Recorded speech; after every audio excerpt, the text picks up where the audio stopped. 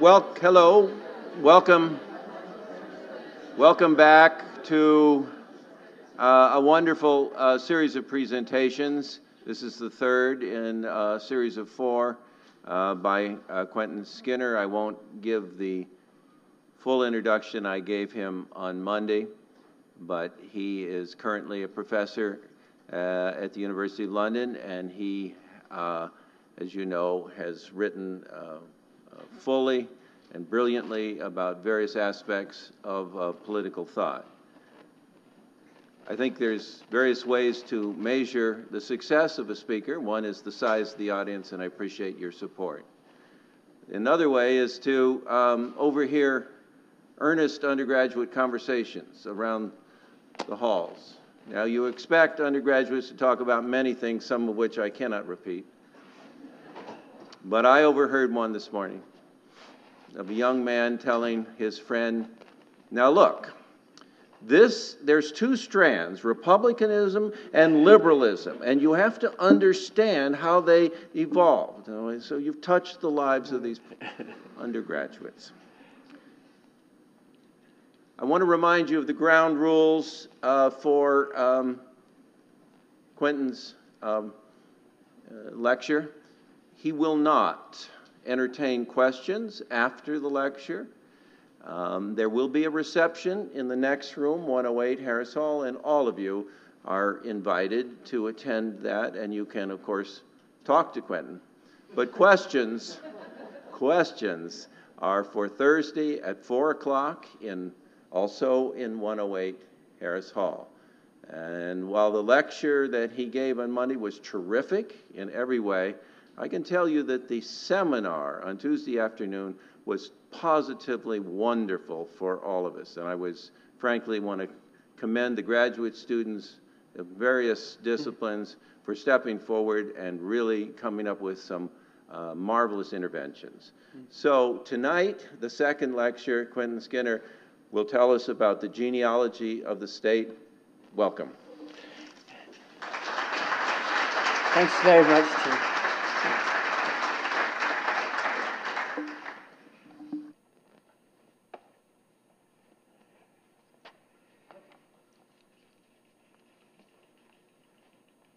I did it. Oh, you did? Yeah. Well, welcome back, and thanks very much for your patience. So I spoke on Monday about the freedom of citizens, but in the modern world, we are all citizens of specific states. And so today, in a connected talk, it's methodologically as well as substantively connected, I'm going to talk about the state. But before I can get going, I do need to make three remarks as quickly as possible of a methodological kind. First, it seems to me that the best way, not the only way, but the surest way of getting at concepts is through their verbal expression, and that's what I'm going to do. So I'm very specifically going to, this is really important to my talk, I'm very specifically going to talk historically about just those writers who talk not about the concept of the state, but who talk about the state, who use that term to express a concept. Of course, you could be in possession of the concept without being in possession of the term. That raises large questions, and I'm evading them very deliberately. I'm talking about those people who talk about the state. So, as you can see, second point, that obviously means, as on Monday, and this is to keep the material under control, I'm going to concentrate exclusively on the Anglophone tradition. And this happens to be a story in which the Anglophone tradition, especially the contemporary American tradition, is of supreme importance. Again, as on Monday, I'm going to talk genealogically.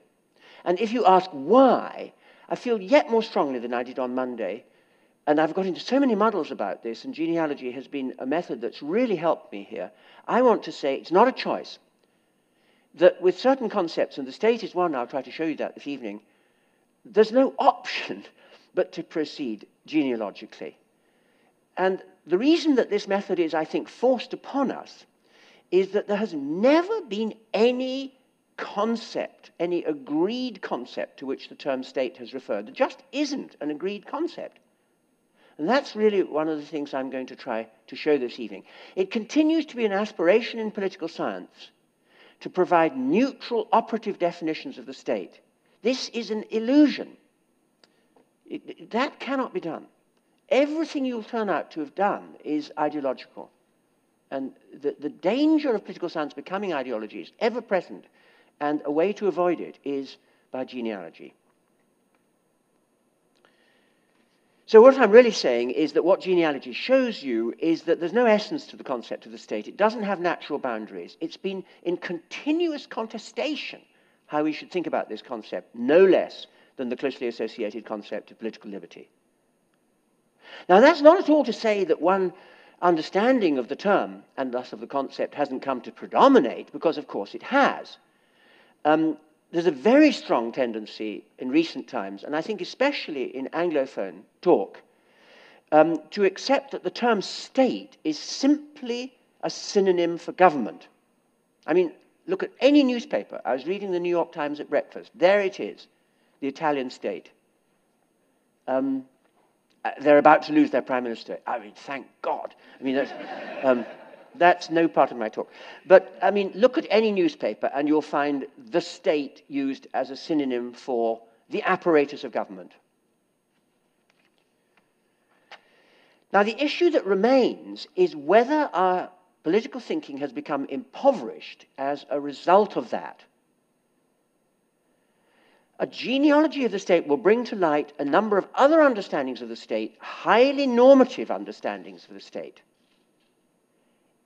Is there any loss in our having abandoned those? Or does genealogy free us to reimagine the state in more fruitful terms than the ways that we currently talk about it? I think the answer to that has got to be yes, and I'm going to return to that explicitly at the end. But let me first turn to my genealogy.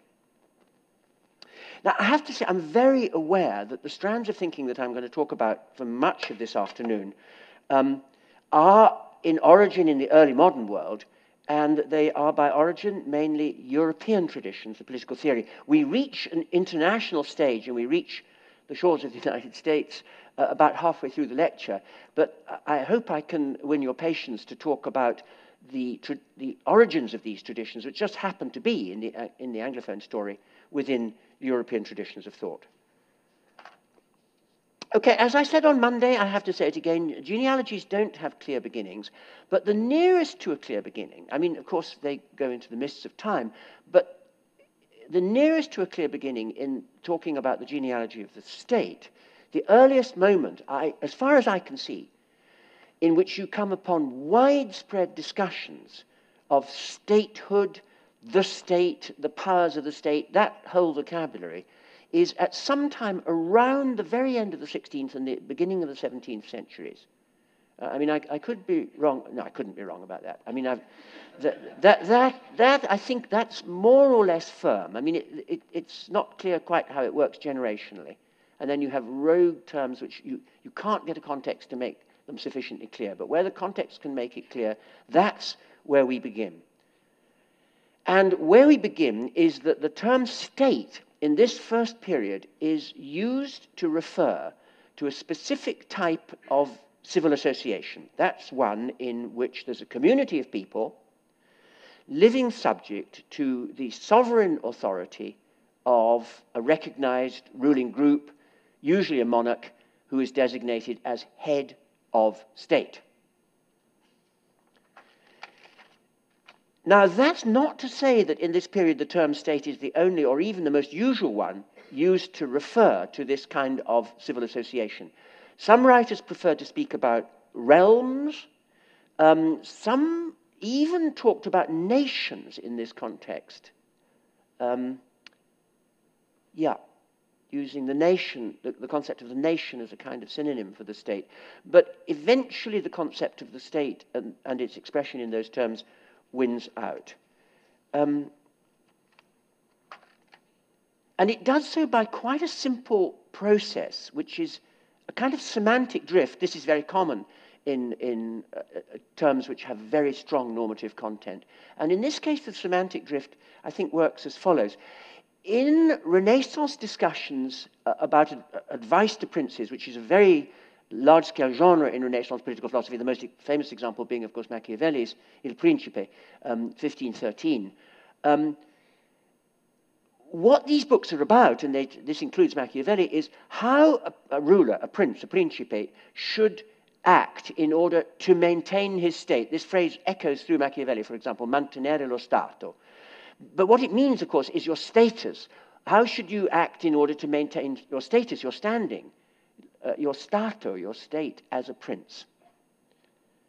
Now, it's generally agreed that one of the things you've got to do as a prince, if you're going to maintain your standing, your status, your stato as a prince, is to look after the body of the people. And even Machiavelli is extremely keen on that. If you don't do that, you'll be hated. If you're hated, you will lose your stato, you'll lose your position as a prince. As the French have it, there'll be a coup d'etat, a blow against your state, i.e. your state as a ruler, your condition as a ruler. Etat, stato, just meaning your condition, status. Okay, but if you can't hope to maintain your status as a prince unless you keep the people in the body politic in good health, the people in security and in prosperity, then there is something that you have to maintain in order to maintain yourself. You have to maintain that body politic in good health and prosperity. But the semantic drift is that mantenere lo Stato, to maintain your state, comes to mean, well, it becomes ambiguous as between your maintaining your position and your maintaining your position by maintaining this thing, the state. And I think the Italian language is the first one in which Stato, which of course is what the Italians still uses their word, lo Stato, meaning the state, as we would say. It's the first European language, I think, in which you see that semantic drift. It then happens very quickly in French and in English. And in German, later, much later in German, Staat. Okay, so the term is originally used as a head-body metaphor. There's a head of state, and he's head of a body of the state. Now, there's a very celebrated work of history that we come upon at exactly this moment, Ernst Kantorowicz's masterpiece, The King's Two Bodies. Kantorowicz saw himself in this great work as tracing the emergence of the modern idea of the state. And he traced it in the idea, which you find in late 16th century English discussions, specifically English law discussions, of the idea that kings have two bodies. They have the natural body, but they also have an official body as head of state.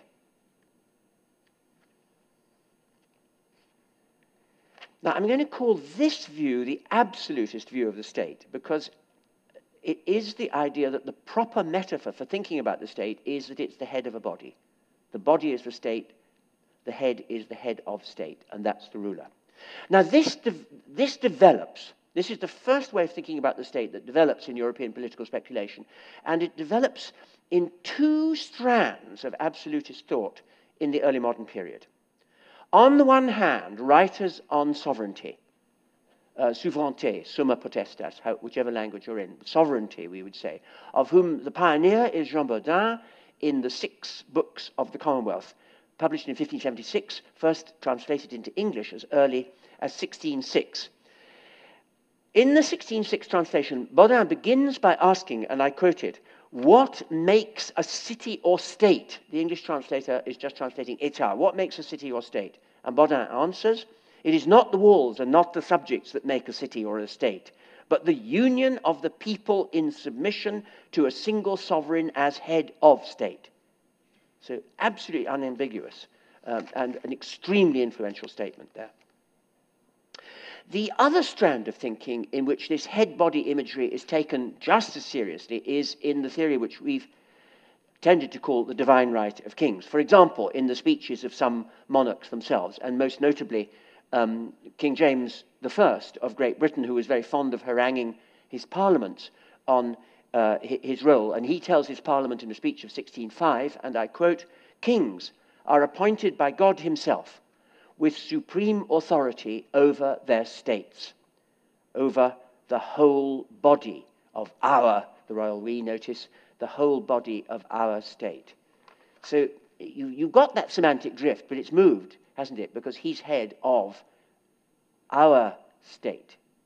And that's what gives him the state of being a king. Now, Kantorowicz supposes that that's it. With that, those two strands of absolutism, we have the modern concept of the state, the idea of a head of state and a body of which he is the head. Well, the absolutist view is certainly one view. I mean, Kantorowicz was, of course, writing in Germany in the 1930s, and that is certainly one view of the state. And, of course, in our current vocabulary, we still speak of people as heads of state, don't we? But I'm bound to say, although this is to criticize a masterwork of history, that Kantorowicz should have continued. He stops just around 1600. And if you do that, then this is indeed the only concept of the state that was current in political speculation. He would only have had to go on 2 generations to find it vehemently denounced by a completely different and rival view about the state, to which I now want to turn.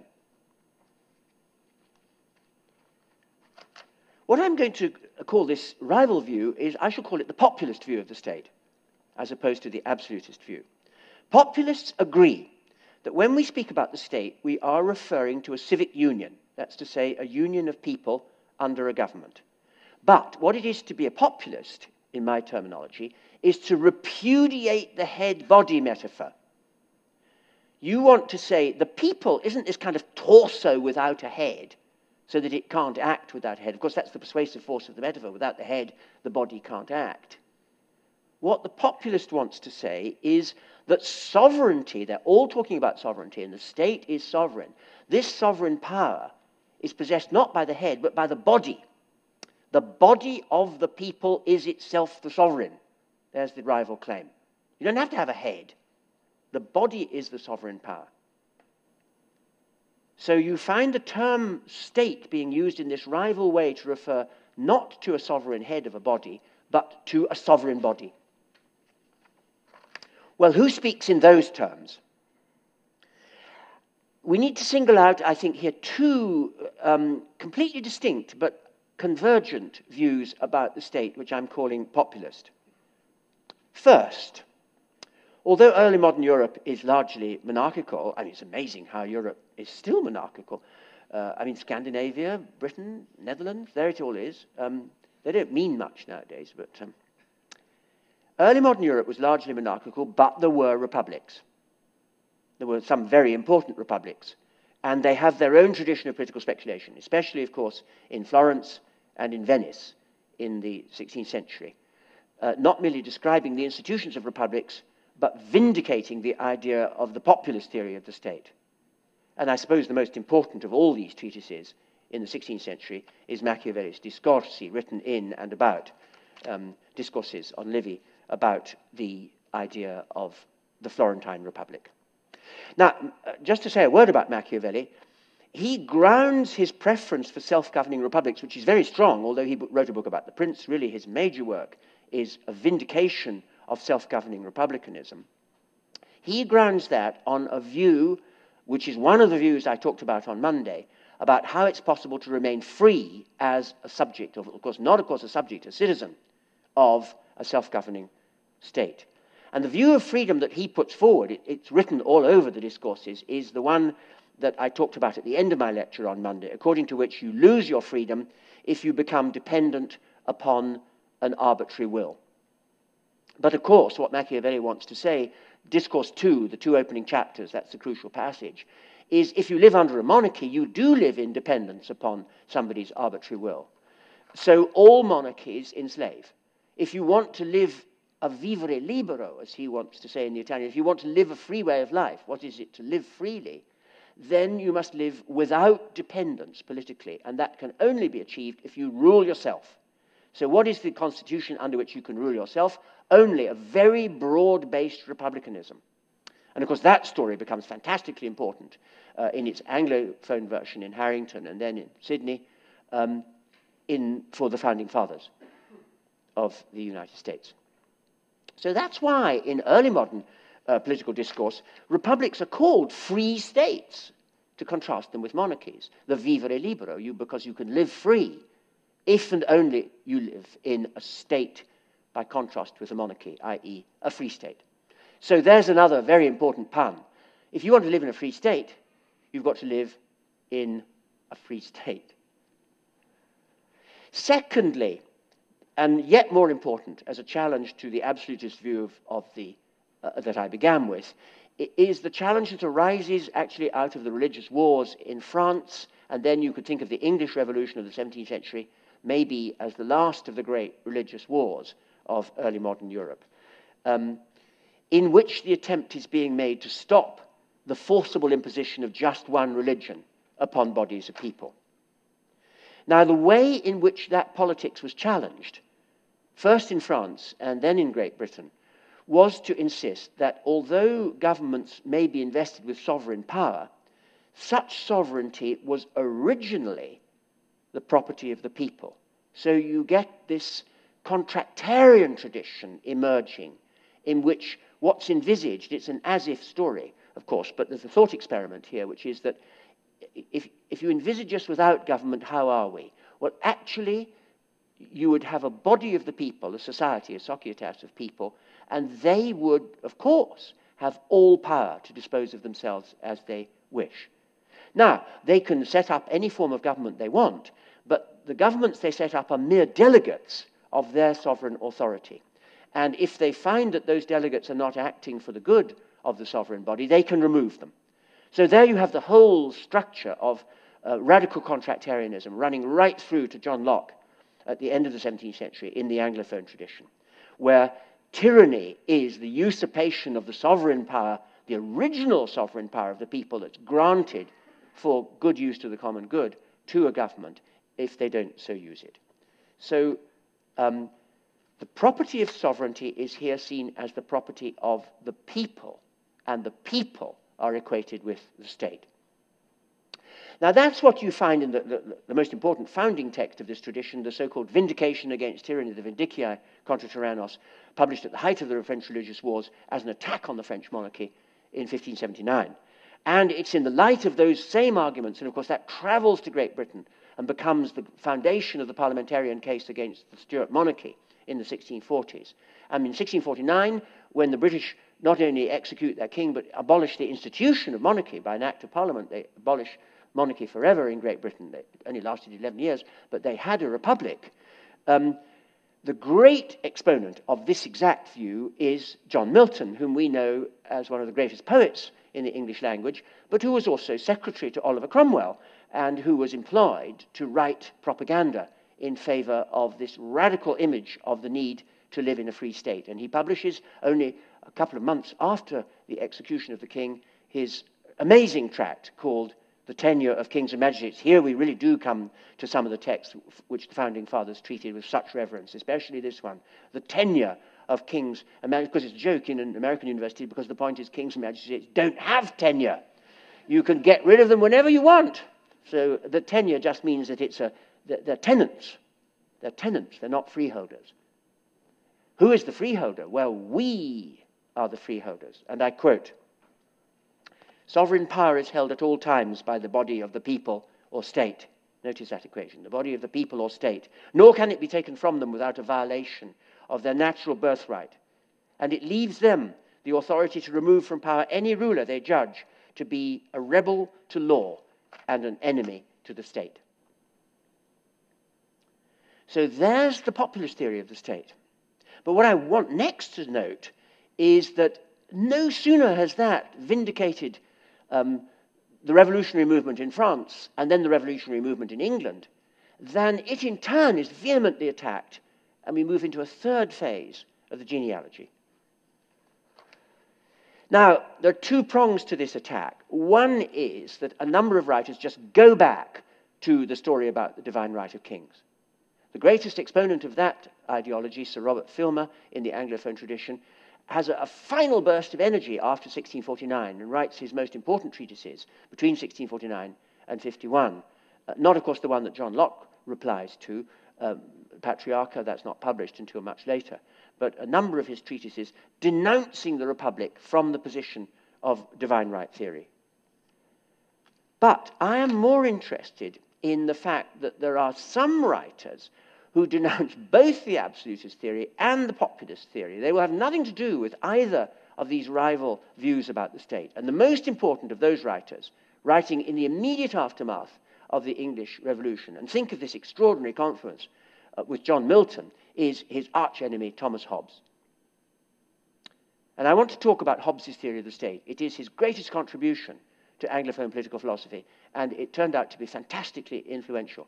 It's somewhat intricate, and it'll take me a few minutes to give you an exposition of it, because, curiously, it's not part of his philosophy that I think has been well handled in the voluminous literature. Hobbes opens his Leviathan 1651, you see. He writes it at breakneck speed. He doesn't begin writing it until 1649, after the regicide. He has it published. He writes it in a year. He has it published by April 1651. So it comes out in 1651. He begins Leviathan, as perhaps you know, the political part of Leviathan, chapter 13, by reflecting on what he calls the natural condition of mankind. And what that chapter is, this isn't often enough said, is a scathing attack on the populist theory of the state. The populist theory of the state says, by origin, of course, there was a society of people who had all sovereign power. Now, Hobbes' way of attacking that is to say, well, it can't be that there's a society of people with all sovereign power, because there wasn't a society. The natural condition of mankind is not a social condition, it's an antisocial condition. And he uses that vocabulary. He says, of course, he's famous for saying that it's nasty, brutish, and short. It's a condition of war. But he also says it's a non-social condition. It's asocial. So what's wrong with the populist theory of the state? It's grounded on an illusion, according to Hobbes. There's no such thing as the body of the people. That's just a construction. There's no such thing in nature. In nature, there's just each one of us at war with everyone else. So there was no original possession of sovereignty by the body of the people, because there's no original body of the people. So, complete enemy of the populist theory of the state, but also a complete enemy of the divine right of kings. I mean, he doesn't like anyone. Because what Hobbes wants to say about sovereigns is they're just representatives. You will never find in Hobbes any of this genuflection towards monarchs. Indeed, he accepts the republic that you find in theorists of divine right. For Hobbes, there's no lawful authority unless you consent to it. He's a radical thinker. No lawful authority unless you've given your consent, and it has to be explicit consent. You have to covenant before you can become a subject. So the notion that your subjection is owed to God having placed a political apparatus from heaven upon earth, Filmer's kind of story, Hobbes thinks that's the merest superstition. Politics is artifice. We make it. It's not God-given, it's man-made. That fundamental distinction that we're seeing in the mid-17th century. So Hobbes repudiates both theories of the state that were prominent at the time, and he has a rival view. Let me now try and say what it is. His fundamental view is that a sovereign is just an authorized representative. That's what he wants you to understand. Sovereigns, they're very important. He's an absolutist, no question. But sovereigns are just authorized representatives. So, he has to begin by telling us what he means by an authorized representative. What does it mean to be a representative? Well, he has a very good answer. He's not interested in the visual notion of representation at all. For Hobbes, a representative is just like a court of law. A representative is someone whom you have authorized to speak in your name. Not just on your behalf, but in your name. And the importance of the distinction is that when I authorize, I'm in a court of law and I've actually committed a murder. This is a fiction, by the way. And I say to my counsel, I say, look, I don't know, get me off. I don't know how to do this. You speak for me. Get me off. That's representation. And the judge says to me, who represents you? That's what happens in court of law. Who is your representative? I say, he's the man. Listen to him. That's representation. It's as simple as that for Hobbes. And it has to be an authorization. I have to say, he is my representative. Now, what's crucial about the notion that he's not just speaking on my behalf, he's speaking as me, he's speaking in my name, is that his actions are attributable to me. I am the author of his actions, so I authorize them. I can only authorize them if I'm their author. So his actions as a representative are attributable to me as the represented person. Okay, that's sovereignty. The sovereign is an authorized representative, and we do the authorizing. Now, here's the question. If sovereigns are authorized representatives, what's the name of the person they represent? I mean, it's very clear in the court of law. The judge says, who do you represent? And he points to me. If a sovereign is a representative, who does he represent? Well, you can't say he represents the body of the people because there's no such thing as the body of the people. So Hobbes wants you to see that it's a big puzzle. Now, to solve the puzzle, you have to focus on Hobbes's idea of the political covenant. Now, what he denies is the traditional idea of the political covenant, which is the body of the people on the one hand and a designated and agreed sovereign on the other, and they contract with each other. So you contract on terms. You say you can be the king on condition that. And in the famous Spanish oath which they gave to their kings, it ended up, and if not, not. So you can do this if you're the king, but if you do this, then you're not the king. So you can't do that. If not, not. And that was the form of the oath. That contract, Hobbes says, is just based on an illusion that the people is a legal entity. Of course it's not. So how can there be a covenant? Well, Hobbes says there can be a covenant between each of us. This is how you get a representative. You agree that way on a representative. You covenant with you, and you with you, and you with you, that it's some one person. Or it could be some group of you, or you could covenant that it's us, all of us, are sovereign. That's called democracy. That you can do. Hobbes thinks that's not a very clever idea because there's too many of us. But there's nothing wrong with having a democracy. It's just it's very hard to operate. But that's the covenant. We covenant with each other as to choose and designate someone to be our representative. Now, that analysis brings Hobbes to his central contention about the implications of the political covenant. And that is, here's the implication. When we do that, we each agree with the other that it's me, all right? That's one possibility. Probably not very wise, but, you might do that. By the way, Hobbes has a mild preference for sovereigns being women, because he says women are more prudent than men, and that's what you want in a sovereign. But men are stronger, so that's why you get kings. Here's what happens when you make that decision, man or woman. You've now, if it's a monarchy, you've now decided. In making that person your authorized representative, you do something to yourselves. From being a multitude, you were just a multitude while you did all this, and each agreed with the other. But now you're not just a multitude. You're one. E pluribus unum. You were a multitude, and now you are one. Well, what does that mean? It means you have one will, because there's one person here, but his will now counts as your will, because you authorized him to speak in your name and act in your name. So his will and action is yours. But that means that you now have one will. But if you have one will, then you're one person. I quote Hobbes, "A multitude of men are made one person when they are by one person represented." So now I can go back to my original question. If the sovereign is a representative, what's the name of the person he represents? Because there's got to be a person you're representing. You can't represent a multitude because they have a multitude of wills. You can only represent one will, one person. Now, Hobbes gives an epoch-making answer to this question. He says, the person whom the sovereign represents is the person of the state.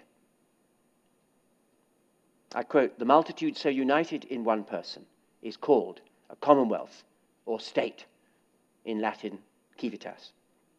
So the sovereign represents the person of the state. And that's what Hobbes calls it, the person of the state. Quoting Cicero and translating Cicero, persona civitatis. Now, this person, Hobbes says, is a fiction.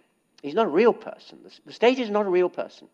The state is a person, as Hobbes says, by fiction.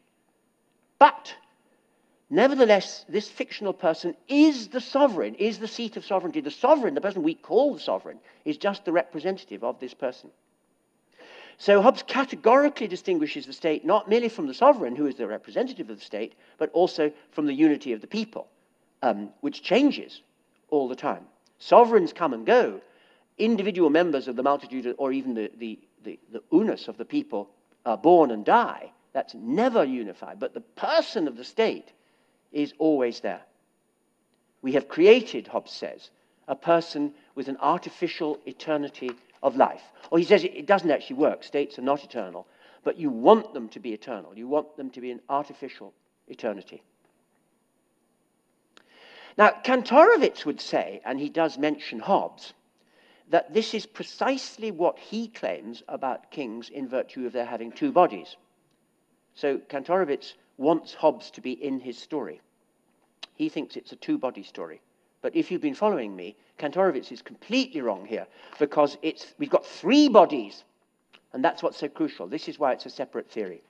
The first is the body of the sovereign, the man or woman, in his or her natural person. That's to say, of a certain age, of a certain demeanor. And that's actually quite important, because kings should look like kings. The problem with Charles I was he was only 4'11". Did you know that? It was a bit of a problem. Van Dyck had to be brought in with these enormous horses, and then he was on top of the horses. Make him look all right. That was quite important. So there's the king in his natural person, but the king is sovereign, of course. So he has what Hobbes calls an artificial person. That's to say, he's a representative. But he's a representative of a third person. It's a three-person story, because the person he represents is the person of the state.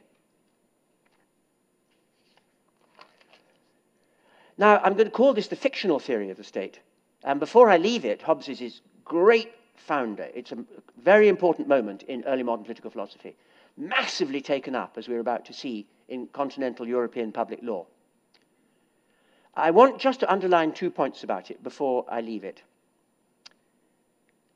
Notice that if you ask, what is the seat of sovereignty? On this account, the answer is the seat of sovereignty is the state, not the sovereign, although we call him sovereign or her sovereign. Secondly, notice that sovereigns are people with offices, they're representatives, and just like in the court of law, my counsel has the duty to try to get me off. So there are clear duties if you are the sovereign. Hobbes has a whole chapter on the duties of the sovereign. And what is the duty of the sovereign? The duty of the sovereign is to look after, not the people. You can't look after all the people because they have different wills and different aspirations.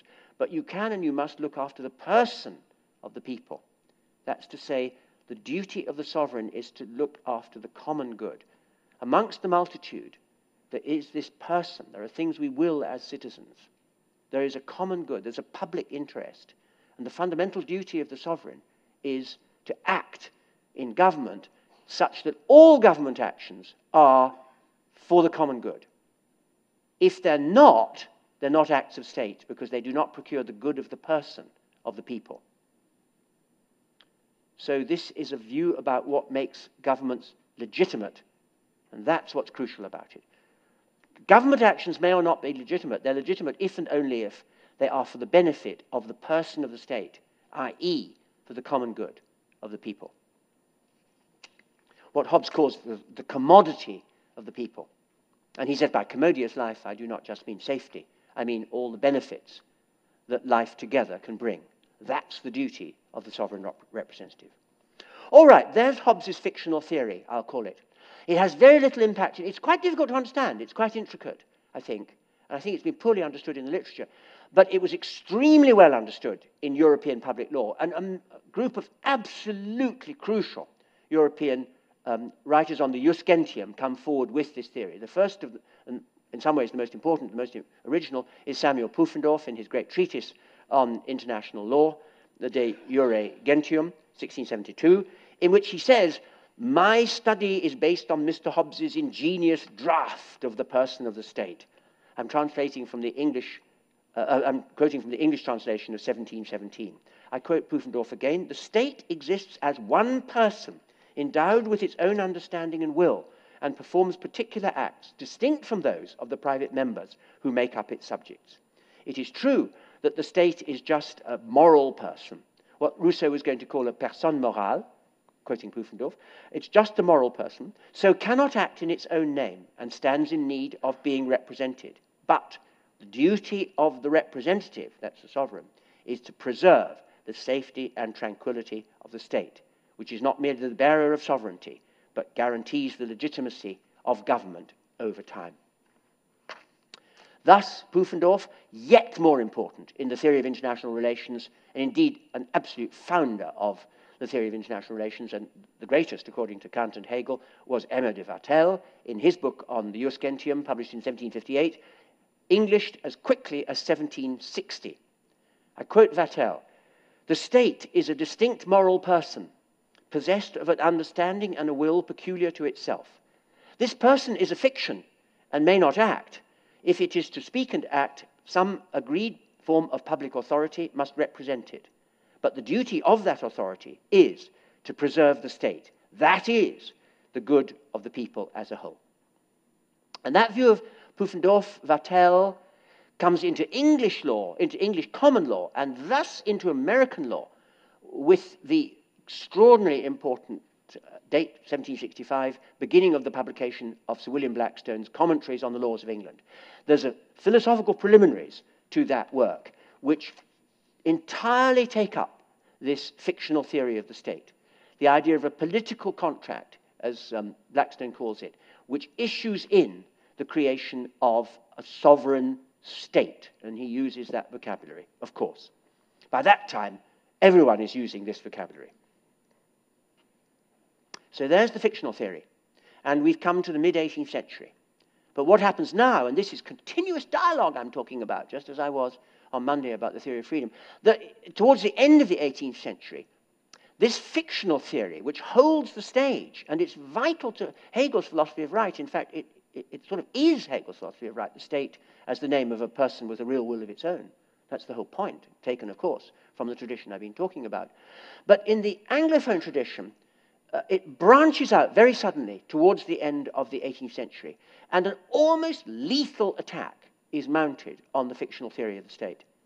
And the attempted murder is committed by Jeremy Bentham, who is a pivotal figure in both these lectures, as you see. Bentham's first published work, as perhaps you know, was an extraordinarily violent attack on Blackstone and this whole tradition that Blackstone stood for in Bentham's mind.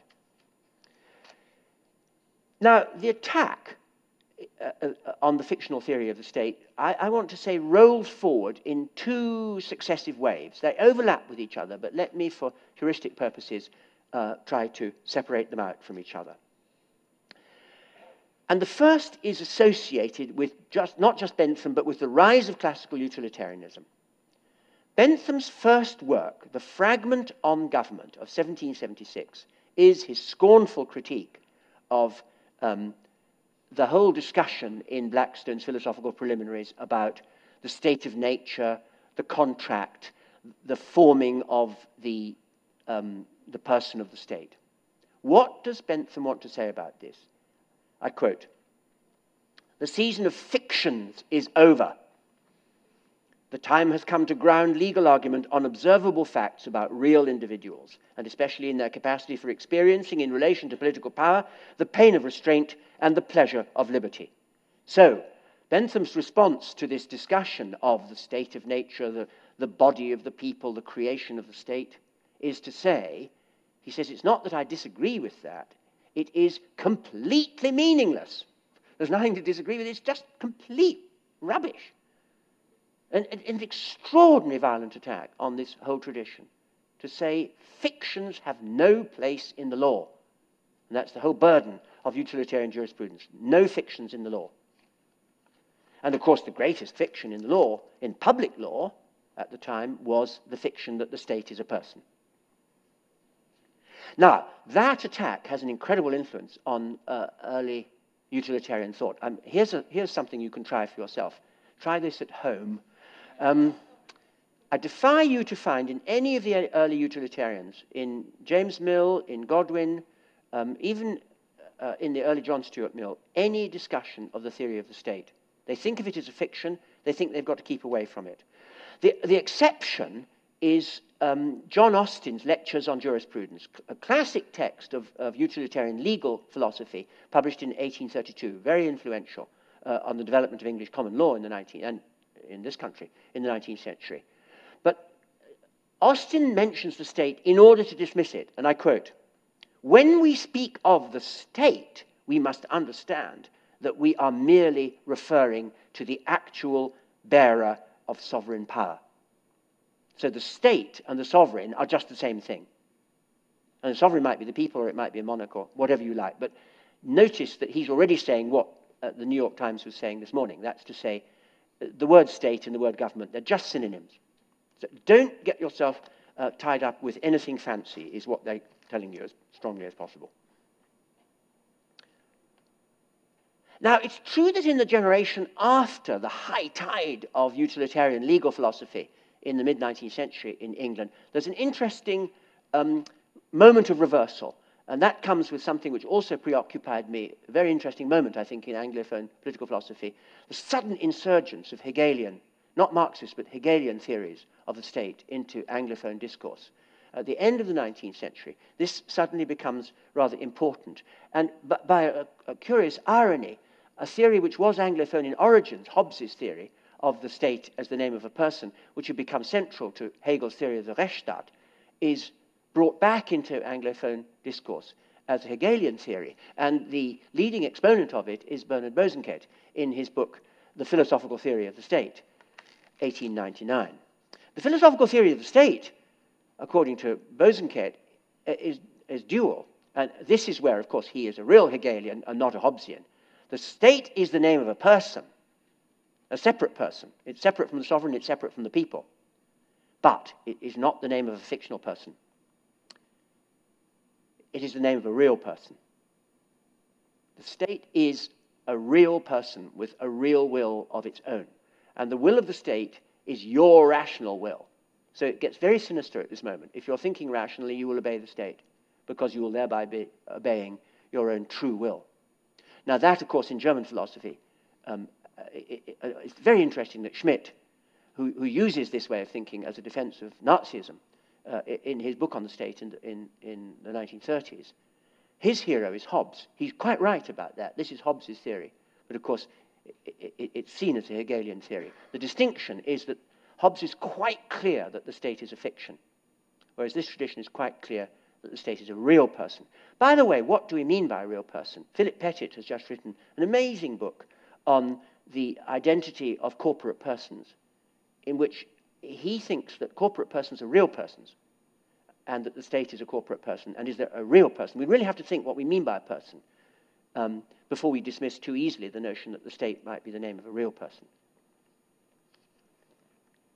Well, what happened in Anglophone political discourse, as I'm sure you know, is that this was regarded as, really obvious nonsense, and very sinister nonsense as well. And there's a huge reaction, especially after the First World War, against this view. Hobbes, in his book, The Metaphysical Theory of the State, which is a kind of satire on Bosanquet, says, I wrote this book in London, and as the bombs were dropping, I saw myself realize the folly of the Hegelian theory of the state. There's the idea of the state as a real person.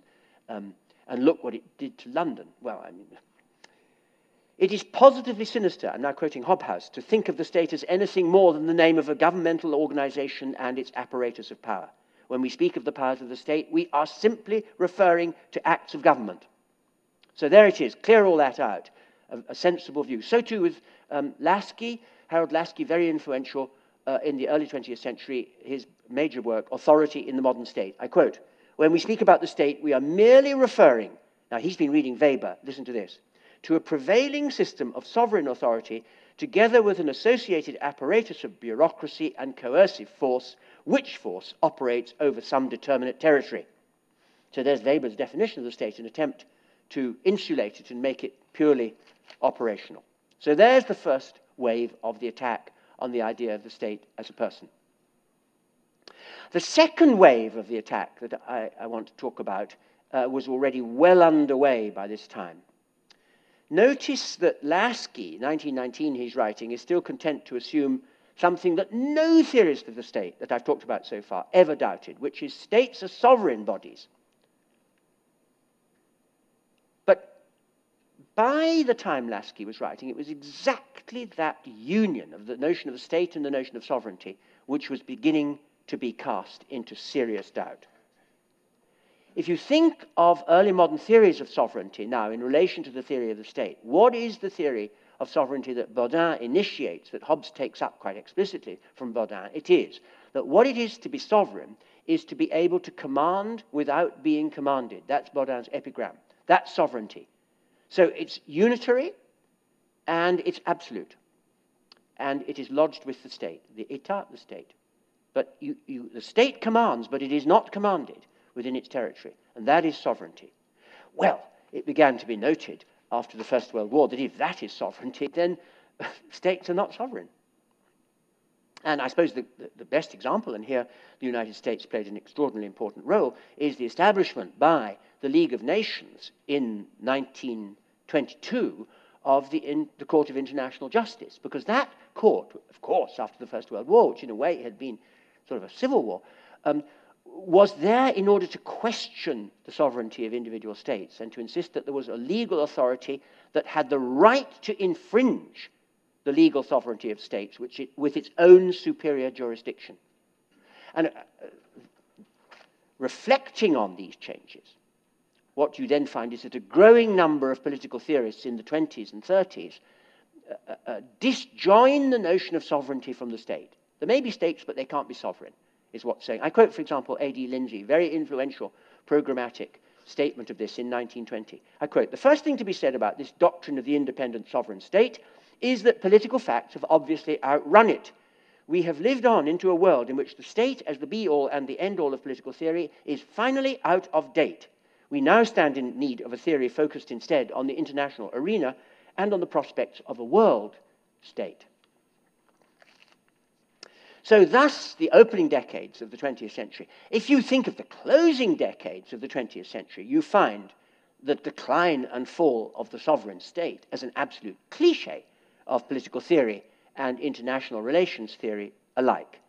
And in the last decades of the 20th century, a large literature, especially in international relations theory, emerges. Some very notable figures, Richard Falk, for example,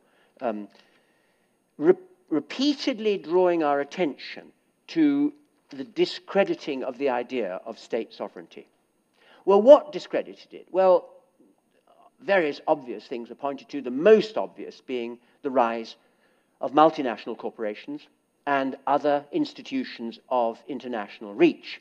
And multinational corporations, especially in the developing world, with their power to control investment and conditions of employment, are visibly able to coerce local states into doing what they want and regularly demand special deals in relation to employment and indeed nowadays in relation to laws about the conservation of the local environment, because if these special deals are not given, they will withdraw their capital. So the state is powerless in the face of these in the developing world. So the notion of sovereignty has completely evaporated in the face of such international agencies. But as well as these agencies, what we are continually observing now in our world, and here the extraordinary development in my lifetime of an overarching ideal of human rights has played a very important role in the increasing development of international legal organizations. The United States has rather resisted these, and you are not actually signatories to the Convention on Human Rights and to the law that underpins that because, well, let's not go into that. But all other civilized states are, so that's all I can say. But the crucial thing about this is that this is a jurisdiction which totally supervenes upon the legal jurisdictions of the member states. And that's why the United States will not join. It totally supervenes upon it. And so the International Convention on Human Rights, for example, totally supervenes upon the common law of the United Kingdom. And they're regularly in collision. It's very important that it's a highly reformist thing having a Convention on Human Rights. Because the Convention on Human Rights forbids discrimination, for example, on grounds of sex or age or religion. Age, so you can't have compulsory retirement. Sex, so, and of course, minimum wages. All of these are scheduled as human rights. All of this is a jurisprudence which is international. So what has become of the sovereign state? It looks as if it has evaporated.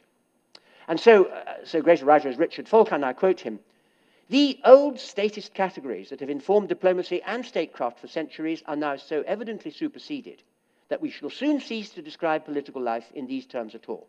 The power of individual states is in terminal decline. The state is shrinking, retreating, fading into the shadows, and the concept has lost any theoretical significance. Frank Ankerschmidt, in an article last year, extremely influential Dutch political theorist, concluded, and I'll quote him just to round off before I draw the moral of this tale, now for the first time in more than a millennium, the state is on the way out. So that was written last year, and my genealogy comes down to today. Now, I've got 5 more minutes, and in that 5 minutes, I want to turn from genealogy to critique. Genealogy is always critique. So what is the relationship in this case? Isn't it striking that we have an extremely complex intellectual heritage in talking about the state, and we've chosen to confront it in this extremely etiolated way, in which what we want to say is, well, it's just a way of talking about government, it's nothing else. This seems to me deeply unsatisfactory. I mean, of course, states are no longer sovereign, but don't you feel that this announcement of the death of the state is a little bit premature? I mean, the world's leading states remain the principal actors on the international stage. How can that be denied? Furthermore, they are unquestionably the most significant political actors within their own territories, at least in the developed world. It's a very different matter in the less developed world. But here, states they're more aggressive than they used to be. They're patrolling borders with increasing attention, and they're maintaining unparalleled levels of surveillance and information about their own citizens. They're also interventionist in interesting ways.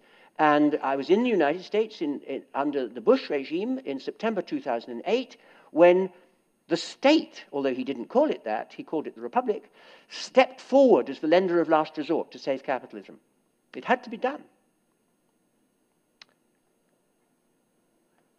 Meanwhile, these states, they continue to print money. I mean, more and more of it. They continue to impose taxes, to enforce contracts, to engage in wars, a lot of wars, to imprison and otherwise penalize errant citizens. They legislate with an unparalleled degree of complexity. What other institution in the world, except states, does any of those things legally? None. So what is all this stuff about the death of the state? I mean, it's pure inattentiveness. I mean, where are these people living? Okay, the state exists, my friends. But the question that remains for my closing minute is, are we operating with the right understanding of the state? Have we lost something serious in political reflection by simply equating state with government? What about the absolutist theory of the state? What about the populist view of the state? What about the fictional view of the state? Okay, let me end by saying a word about that. I'm quite clear that the absolutist and the populist views, although the populist view is a kind of Marxist view, isn't it? But I'm quite clear that they are of no conceptual interest for us here and now. But the fictional view of the state, now that, in my view, should never have been set aside. And that's a point that's being made now by a number of legal and political philosophers. Janet McLean, brilliant work. David Runciman on the personality of the state. Philip Pettit's recent work. Brian Trainor's work on the person of the state. A number of legal and political philosophers just in these last 4 or 5 years have started to say that we really cannot do without the idea of the state as a fictional person. I completely agree, and I'll take my closing moment to say why. Let me just make 2 points.